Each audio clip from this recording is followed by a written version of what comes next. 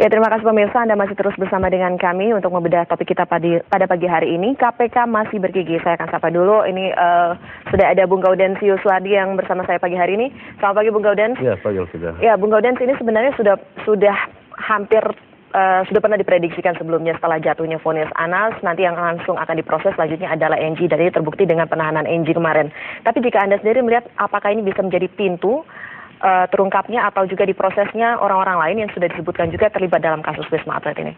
Ya, di dalam editorial ini kita sebut KPK masih bergigi. Tentu KPK baru bisa disebut bertaji itu kalau tidak sebatas pada NG, persoalan yang diusut dalam kasus Wisma Atlet maupun dalam korupsi-korupsi lain yang terkait dengan kasus Nasaruddin. Seperti kita ketahui, di persidangan, fakta-fakta di persidangan itu banyak sekali nama yang disebut-sebut. Bahkan di editorial disebutkan dalam persidangan itulah terungkap bagaimana peran Angelina dengan Ninda Rosalina dan penyebutan ketua besar dan bos besar. Sampai hari ini KPK belum mengusut siapa sebenarnya di balik penyebutan nama-nama itu.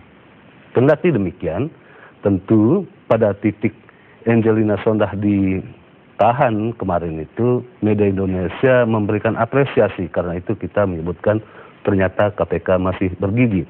Apakah penahanan NG itu menjadi pintu masuk atau jangan-jangan menjadi pintu keluar? Maksudnya pintu keluar?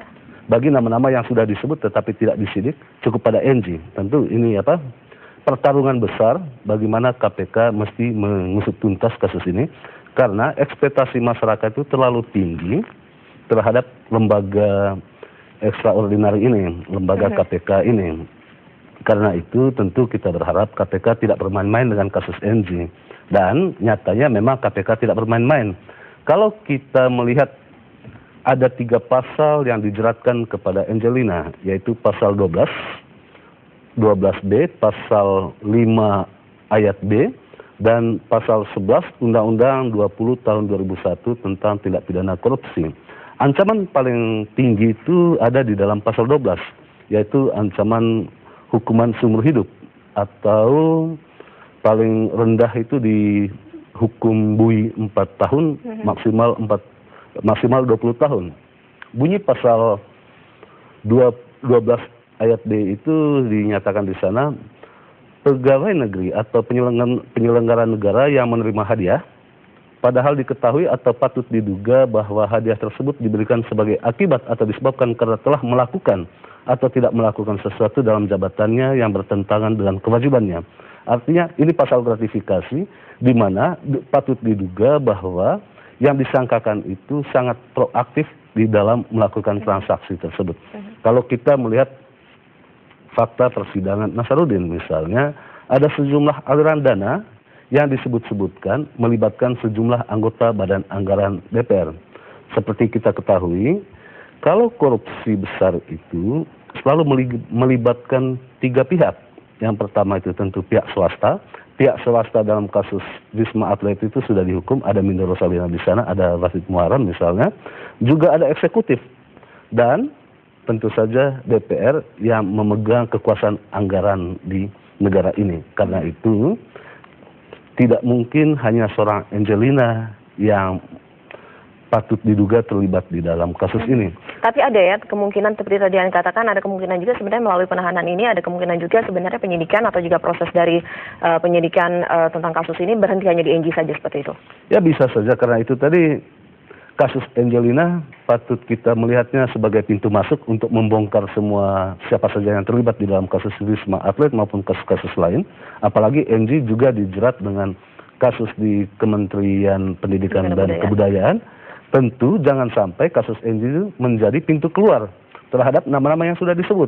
Jangan sampai tidak diusut, karena kasus Wisma Atlet ini kasus yang sangat terang benderang. Tinggal kemauan politik, apakah nama-nama yang disebutkan itu perlu diusut atau tidak. Kalau menurut kita bahwa seluruh nama yang disebut itu memang wajib diperiksa. Karena apa? Lewat pemeriksaan itulah salah satu forum yang terhormat untuk memulihkan nama-nama baik kalau nama-nama yang disebut itu tidak terlibat. Katakanlah ketua umum partai politik misalnya. Kalau tidak itu menjadi divonis oleh pengadilan opini. Itu yang tidak boleh terjadi. Karena itu nama-nama yang disebutkan di pengadilan itu memang wajib untuk diperiksa untuk demi kehormatan nama baik orang yang bersangkutan dan juga tentu demi persamaan di depan hukum. Itu yang paling penting.